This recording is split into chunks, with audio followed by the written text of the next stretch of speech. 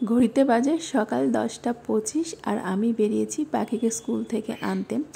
আজকে আমি একটু তাড়াহুড়ো করে বেরিয়েছি, কারণ প্রতিদিনই আমার লেট হয়ে যায়। ওই যে বাড়ির কাছে হলে যেটা হয় আর কি, স্কুলে যখন ছাড়তে চাই তখন থেকে একরকম বায়না, আর এখন ফিরে আসার সময় হবে অন্যরকম।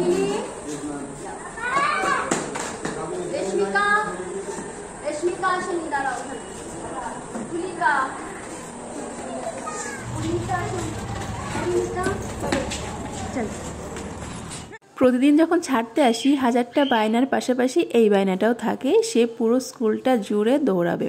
তো তখন তো হাতে টাইম থাকে না, এই জন্য জোর জবরদস্তি ওকে সবাই তুলে নিয়ে যায়, আদর করে বিভিন্নভাবে মানিয়ে তুলে নিয়ে যায়।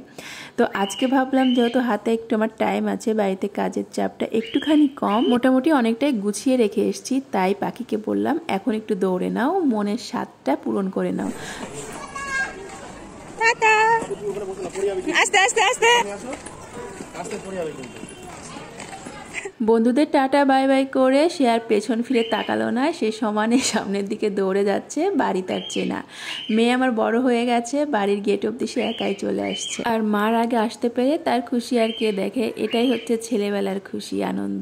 এই ছোট্ট ছোট্ট ব্যাপারগুলো জিততে পারলেই ওদের সবটা পাওয়া হয়ে যায়, আর কিছু চাই না।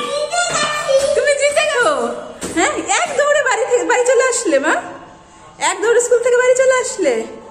হ্যাঁ একা একা চলে আসো, স্কুলে কি কি করলে বলো।